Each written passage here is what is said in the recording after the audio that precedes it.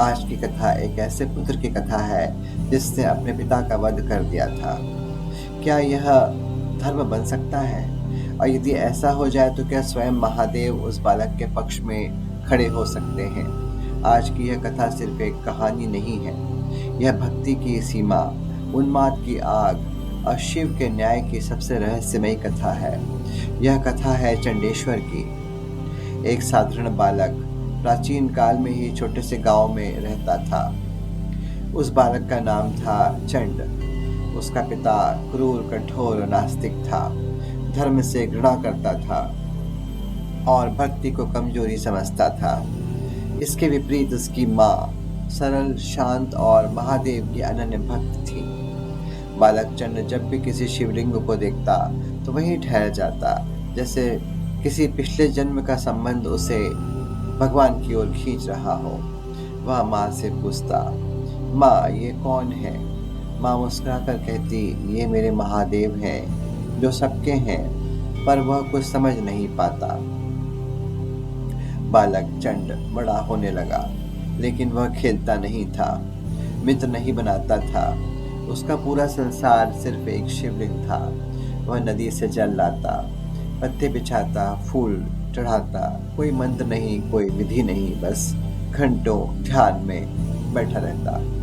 गांव के लोग हंसते थे, पागल हो गया है लड़का, लेकिन चंड को उनकी हंसी सुनाई ही नहीं देती थी। उसके भीतर सिर्फ एक नाम गूंजता था, महादेव, महादेव। एक दिन उसके क्रूर पिता ने देखा कि घर का बहुत सा दूध, घी, अन्न, मिष्ठान सब शिवलिंग पर चढ़ाया जा रहा है। तो यह देखकर वह क्रोध से कांपने लगा और बहुत क्रोधित हो गया। उसने चंड को मारा, गालियां दी और चिल्लाया, अगर फिर से यह सब किया तो तेरा शिव भी तुझे नहीं बचा पाएगा। लेकिन चंड की आंखों में डर नहीं था, वहां थी एक अडिग शांति और मौन शक्ति। एक दिन पिता ने सभी सीमाएं पार कर दी। उसने शिवलिंग को ही तोड़ने के लिए कुल्हाड़ी उठा ली। उस क्षण चंड के भीतर मानो कुछ टूट सा गया। उसने चिल्लाकर कहा, मेरे शिव को मत छूना। लेकिन पिता नहीं रुका।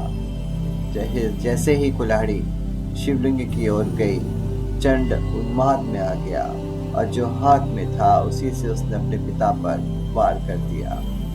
पिता वहीं गिर पड़ा और पिता की मृत्यु हो गई। भय, पश्चाताप और मौन सब कुछ क्षण भर में समाप्त हो गया। चंड कांपने लगा, उसके हाथ रक्त से सने थे।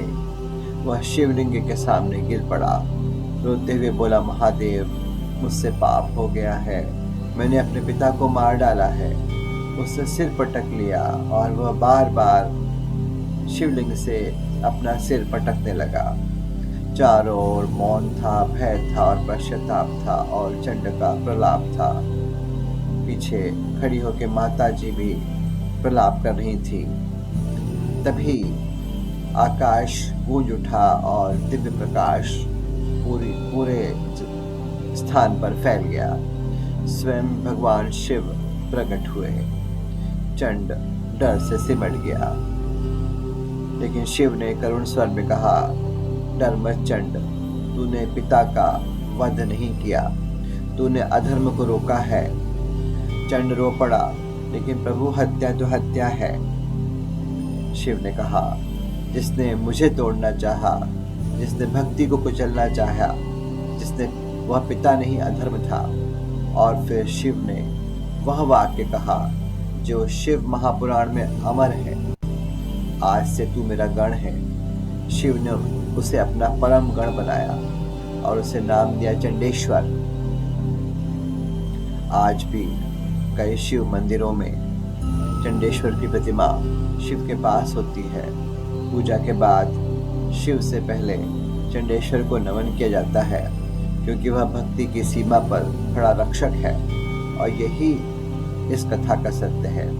जहाँ अधर्म भक्ति का गला घोंटने लगे, स्वयं शिव स्वयं न्याय बनकर उतरते हैं और न्याय करते हैं।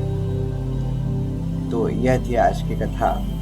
यदि आपको यह कथा पसंद आई हो तो इसे लाइक करें और कमेंट करें, ओम नमः शिवाय लिखें और भगवान शिव की प्रार्थना में अपना भी एक फूल अर्जित करें।